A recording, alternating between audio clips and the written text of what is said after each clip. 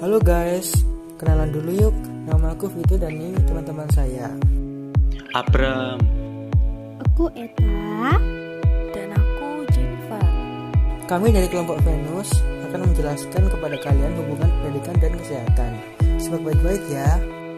Di masa pandemi ini kita perlu meningkatkan perekonomian. Hal ini dapat kita lakukan mulai dari meningkatkan mutu pendidikan.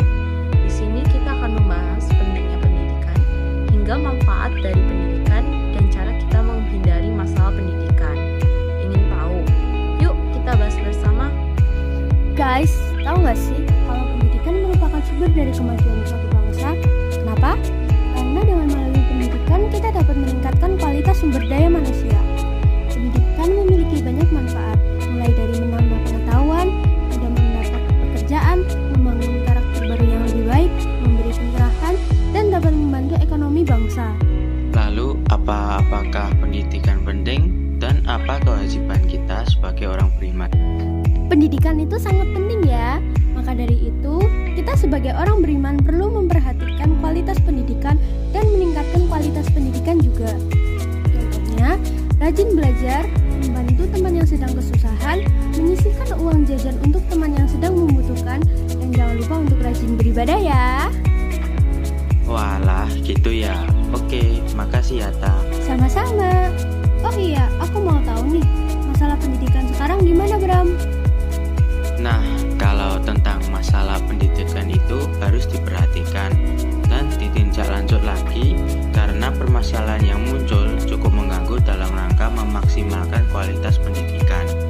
Antara lain, ketersediaan dana untuk pendidikan yang terbatas, biaya pendidikan yang mahal, dan sarana-prasarana yang belum memadai.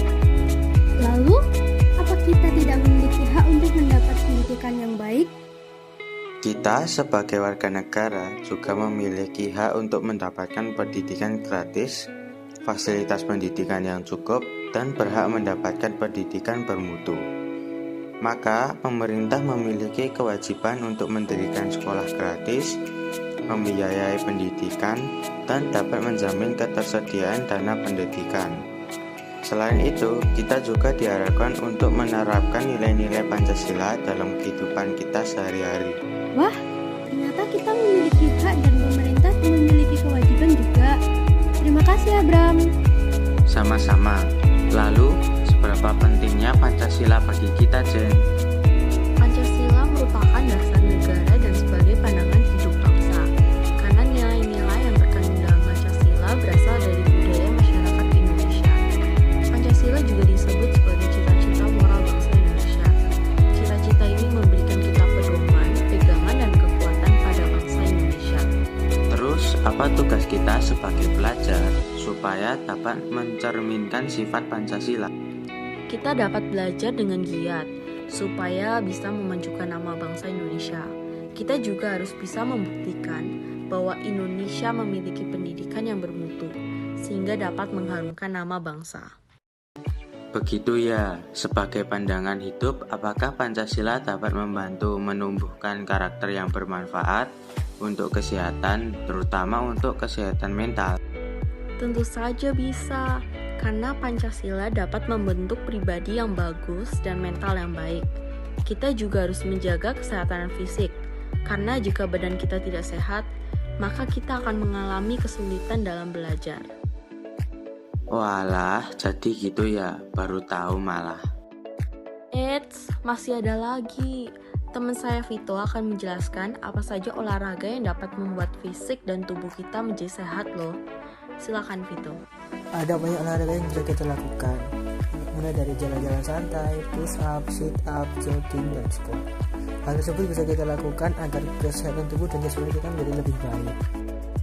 Wah, terima kasih ya Vito. Sama-sama Jennifer. Gak nyangka nih guys, kita udah bahas banyak tentang pendidikan, mulai dari pentingnya pendidikan bermutu hingga manfaat dan kekurangannya. Jadi dapat kita simpulkan bahwa pendidikan itu sangatlah penting dan juga sudah dibuktikan di bidang agama, perekonomian, kewarganegaraan, dan kesehatan. Kita wajib meningkatkan pendidikan supaya lebih bermutu lagi, tetapi kita tidak boleh terlalu memaksakan diri kita sendiri. Kita pasti memiliki cita-cita, maka kita harus giat dalam belajar supaya dapat mencapai cita-cita kita tersebut. Dengan giat belajar, maka kita dapat meningkatkan pendidikan yang lebih bermutu lagi.